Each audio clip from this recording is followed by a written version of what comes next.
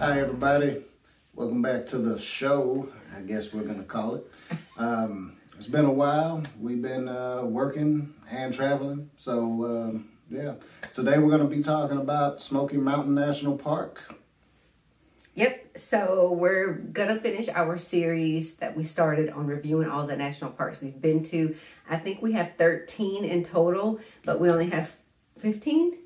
Nah, somewhere around 13. 13, but we only have 4 videos, so we have a lot to catch up on, okay? Right. So we're going to start back with, I think, the very first national park we went to, and the one that we visited the most number of times, which is the Great Smoky Mountains National Park. Don't know how we missed it many times. Right. So I got to get my list right back.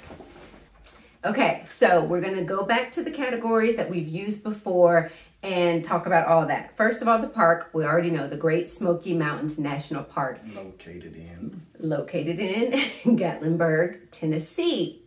And in that area also there are other cities that are really close by that are very popular tourist attractions as well, such as Pigeon Forge and Sevierville. So when you hear Pigeon Forge, Sevierville, Gatlinburg, they're all there together and you can visit all three. So, from the south, that's what they call it. We never call it that, but it is what it is. Right. But know that you can have fun and do a lot of touristy stuff in all of those places, but we usually like to stick to the nature and really just dive into the park. So before we get too far, Pigeon Forge is more so the tourist attraction area, and Gatlinburg has some touristy stuff, but it's the old-timey, you know, what would you call that? Eccentric? Maybe, no? No. What's the right word? I don't know. Eclectic? Classic Gatlinburg? Classic. It's like the classic tourist stuff. Lots of restaurants, though. Lots of shopping. Lots of... Yeah, we prefer that. Everything. Because Pigeon Forge, the traffic is horrible. Horrible. And it's a lot of... So Gatlinburg, it's more like your restaurants, your shopping... and things like that, and some museum type stuff too. And Pigeon Forge is like race car driving, golf, go-karts, mini golf, splash water stuff.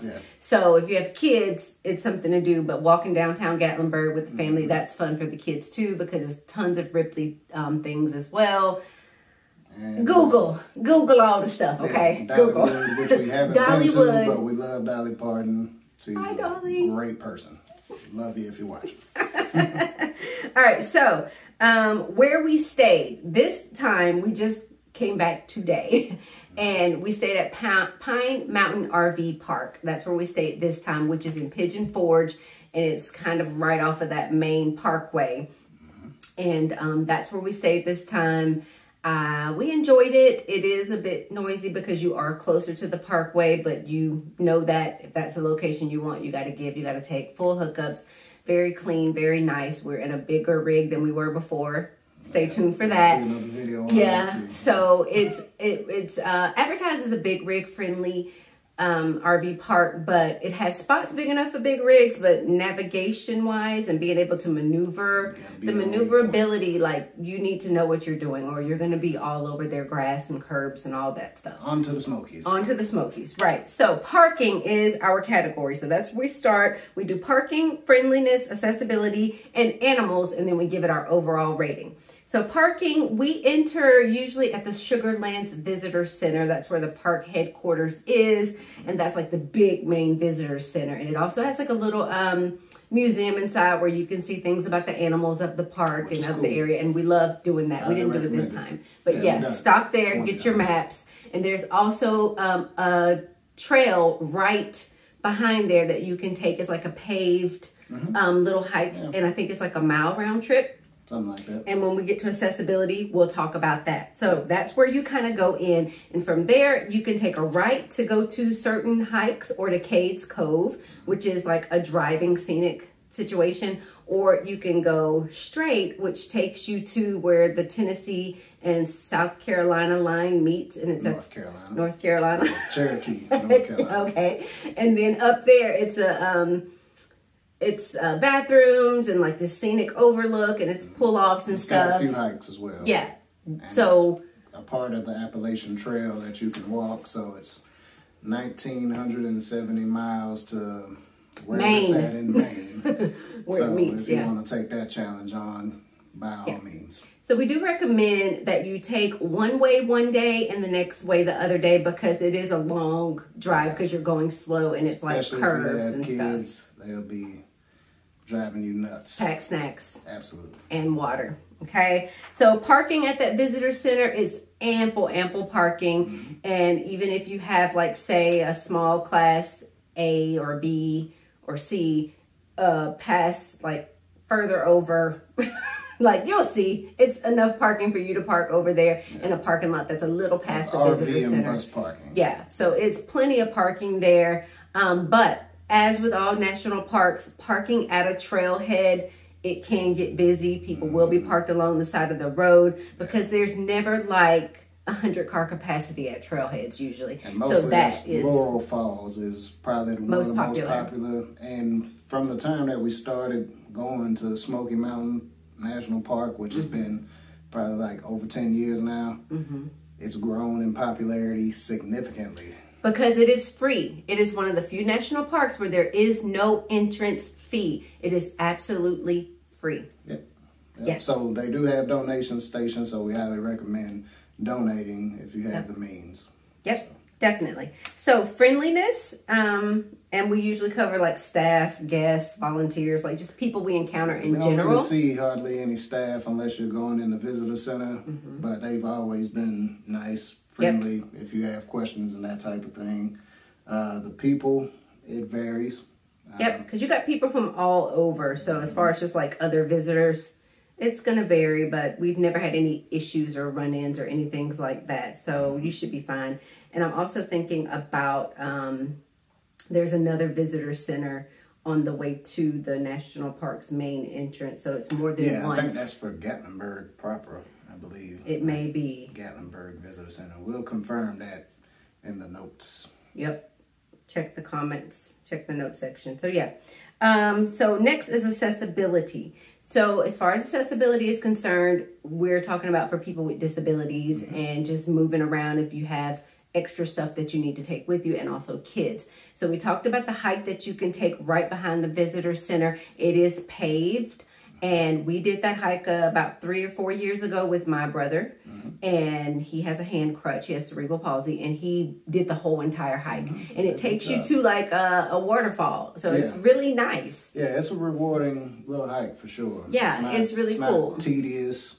You know, it's something no for kids, major young inclines. kids, Yeah. and folks with disabilities, like you said. And strollers. Yeah. Wheelchairs, electric wheelchairs, things like that. That we definitely recommend that hike. It goes over like a little bridge with a little creek, so it's very beautiful and very we didn't easy. do Laurel Falls this time because of the popularity that it's getting nowadays, but it is a beautiful hike as well, and it's only about roughly half a mile. Yeah.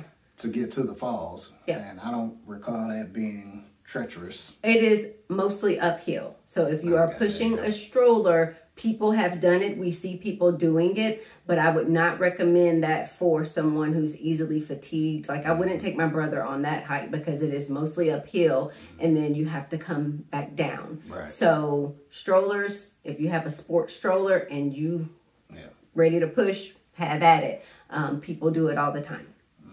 But other than that, because you can get to the top when we take that right to Cades Cove, that scenic drive, that is something you don't have to get out the car to do. There are many places along the drive where you can get out. So that's very accessible, and you can get out, walk, drive around, wheel around, whatever your capability is, you can do all of that. And it's a visitor center up there at the top as well with bathrooms, souvenirs, it's ice a little cream. tight in there. They probably have too many things in there, but In the visitor center, it is quite.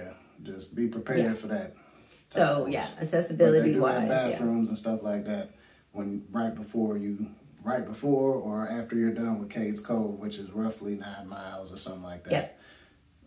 But you do see bears sometimes if you're lucky. And we did this time. Yep. Coyotes, deer, horses, because it's horseback horses, riding that up type there. of thing. Yeah. It's also a campground up there as well, but not for big rigs. Right. Don't bring your big rig and you won't be able to Cades anyway. It's Cove. going to be a Jeez. limit. Yeah. they're going to tell you no. So yeah, that's accessibility. So definitely good for those who need handicap accessibility. This is a good park. All ages, all abilities. Okay. Animals. What animals will you see? You will see... pretty much just said it. Just everything we just said. But if you're lucky, bears. We saw a mama and cubs this time, and then just a grown-up bear. We've seen teenage bears before too. We've seen bears of all ages and deer. What was that one? What we saw? Coyote. We definitely saw a coyote. What did we see that one time? Wild turkey for sure. Wild turkey. Was it not elk? What was it? Yeah, was it was it caribou. Caribou. But it was when we went. We kept going and went all the way to Cherokee that time. And as you pass that visitor center that's at the top where that line is, the state lines meet, we kept going and we saw There's caribou. a preserve or something they were doing with some other national park, I believe, and they were just keeping them there for a period of time. I haven't seen them since. And we also haven't gone back that far either. But those are the animals you will see. And then our overall rating, 1 to 5, just for the national park. What would you say? For me, it depends on which time I went. I say a 3 to 3.5, based on the other parks that we've been to, because there's a lot of moving parts. At that point. So definitely, like before. We love it because it's our first. But you go. And then the views and the pull-offs, you're going to see beautiful views. Now, if we would have done this video 10 years ago, we would have done like maybe 4.5. Right. But based on where we have been now, we've got to say 3.5. Beautiful views, very accessible, very friendly, and some good hikes, and because it's free. But there are, other national parks that just rank higher. But overall, I would say a solid 3.5. All right. And stay tuned for pictures and all that type of thing. Pictures following. And in the description box, you will find more about where we stayed as well. And anything else I told you would be there will be there. And we will see you next time when we review another national park. I don't know. We got to see which one we're going to do next. But we have lots to do. And I'll put like right here, like you'll see going across the screen, other ones that we have been to that you can look forward to seeing the reviews for those in the future. And our updated camper situation. Yeah. All right. See you next time. Bye.